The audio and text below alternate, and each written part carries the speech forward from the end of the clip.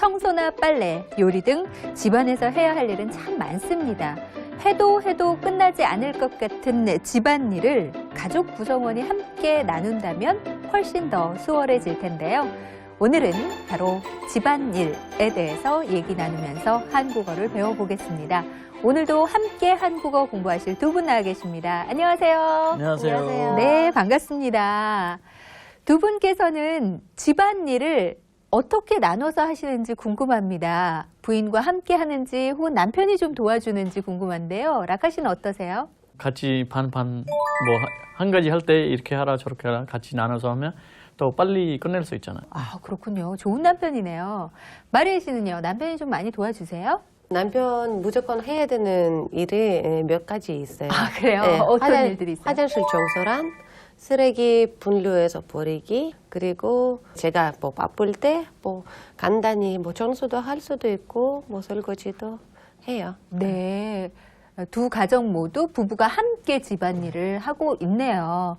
오늘은 이렇게 집안일을 주제로 한국어를 함께 배워보겠습니다. 오늘도 역시 영상이 준비가 되어 있는데요. 일요일마다 가족과 대청소를 한다는 여자와 대화를 나누고 있는 영상이 준비되어 있습니다. 어떤 대화를 나누는지 함께 보실까요? 이번 주말은 날씨가 좋다는데 주말에 뭐 하실 거예요? 우리 집은 일요일마다 대청소를 해요. 주말에 집안일 하는 거 싫지 않아요? 그렇긴 한데 평일에는 너무 바빠서 주말에 할 수밖에 없어요.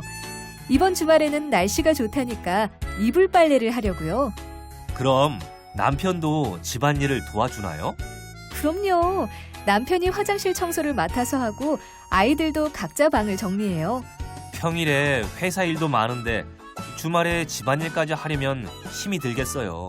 가족들이 모두 같이 하기 때문에 별로 힘들지 않아요. 영상 잘 이해하셨나요? 먼저 대화에서 여자는 주말에 뭘 한다고 하던가요? 라카 씨? 일요일마다 대청소 한대요. 그렇죠. 일요일마다 가족과 함께 대청소를 한다고 했죠. 대화에서 주말에 청소하는 이유가 뭔가요? 마리아 씨? 평일날에 너무 바빠서 주말에 할 수밖에 없대요. 그렇습니다. 그리고 집안일을 어떻게 나눠서 한다고 했는데요. 어떻게 나눠서 한다고 했죠? 남편은 화장실 청소 맡아서 하고 네. 그 아이들은 각자 방을 청소해요. 그렇습니다. 남편은 화장실 청소를 맡아서 하고 아이들은 각자 방을 청소한다고 얘기하고 있지요. 오늘 공부할 표현이 영상 속에서 나옵니다. 바로 집안일을 돕다입니다. 오늘의 표현 첫 번째, 집안일을 돕다. 남편도 집안일을 도와주나요?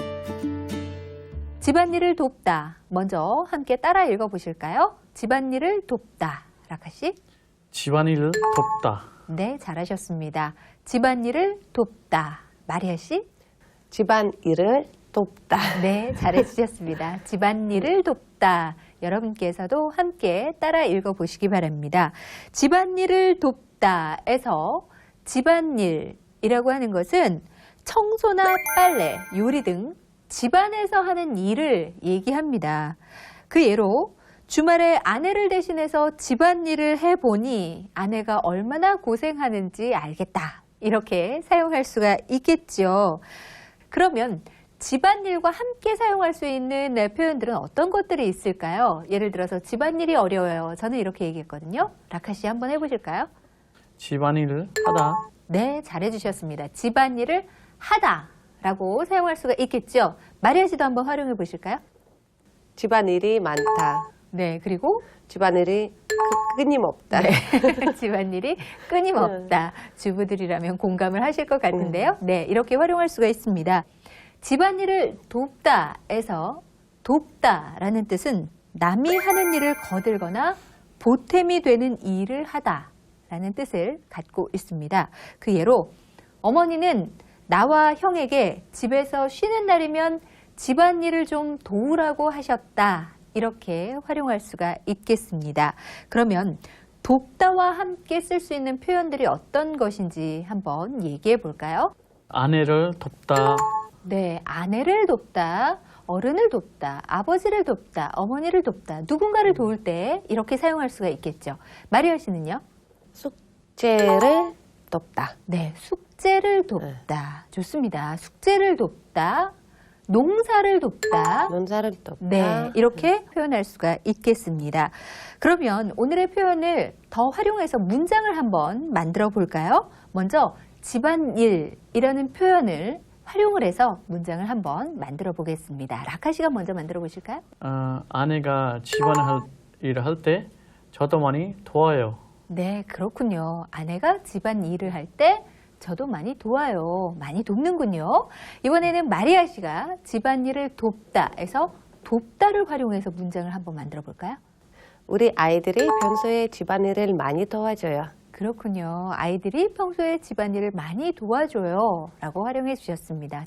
이렇게 집안일을 돕다에서 집안일과 돕다라는 표현을 활용해서 문장을 함께 만들어 봤습니다. 그런데 이 집안일이라는 표현 말고 빨래나 요리, 청소를 뜻하는 또 다른 말이 있습니다. 집안일 대신 쓸 수 있는 표현법, 한자로 된 표현법. 네, 역시 생소한 표현인 것 같은데요. 바로 가사라고 합니다. 집안일의 한자 표현이죠.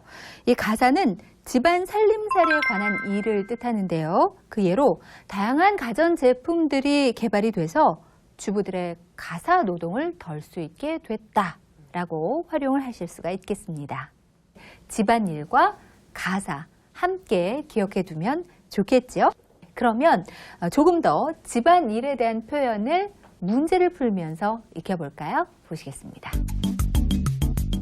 관계 있는 것을 바르게 연결하세요. 1.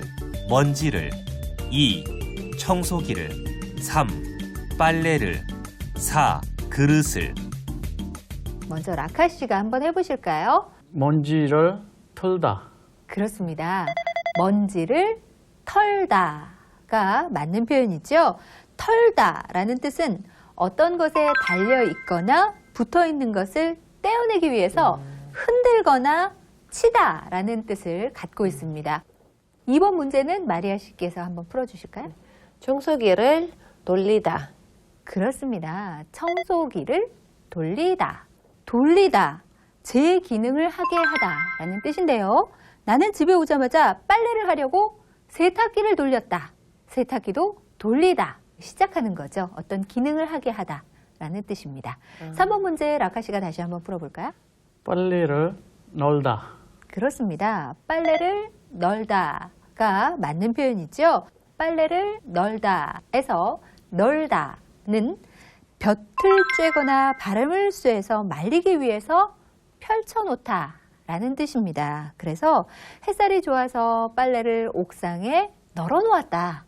이렇게 문장으로 만들어서 사용할 수가 있겠죠. 네 번째 문제 마리아 씨께서 풀어보실까요?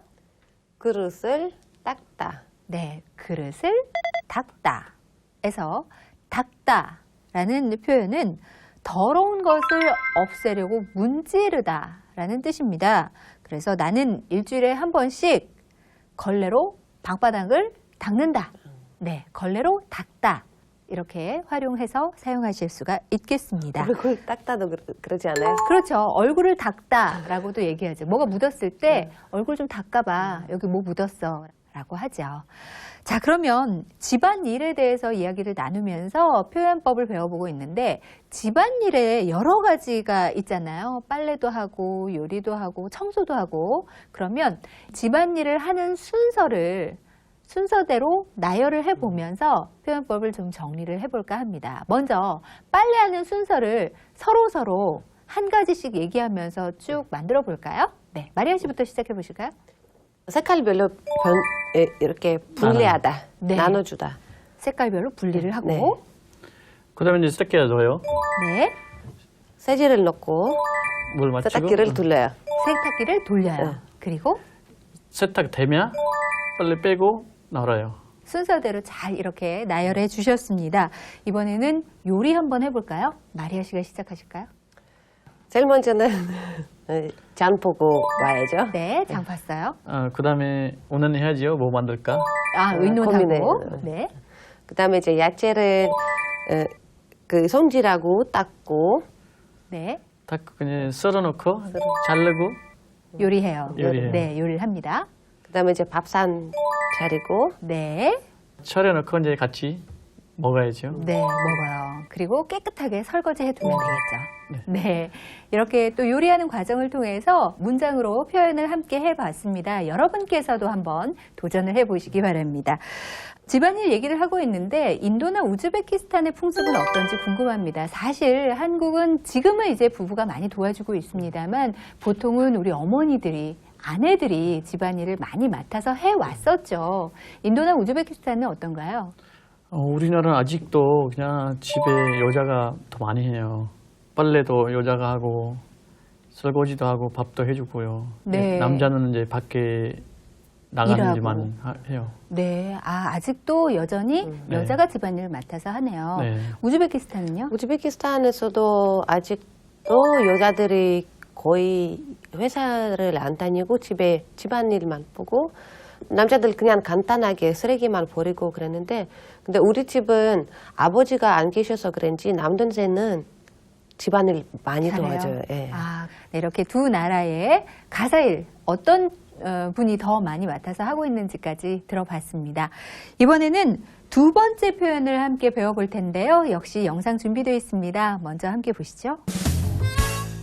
주말에 집안일 하는 거 싫지 않아요?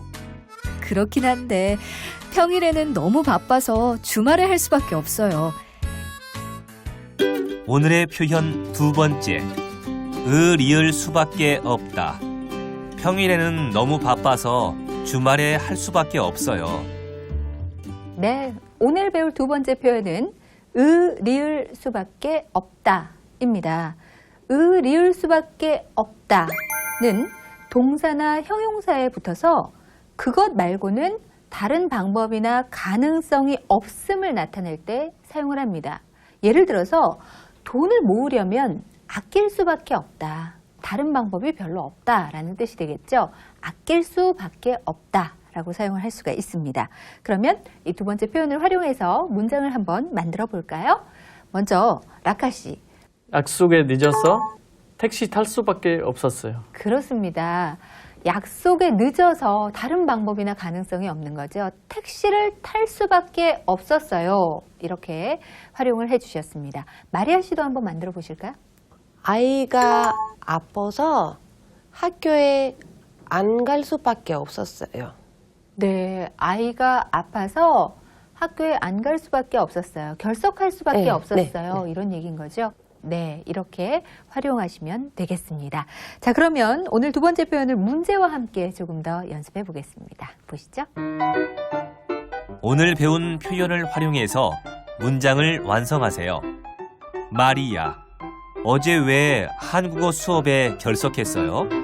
라카, 출장을 가야 해서 결석할 수밖에 없었어요.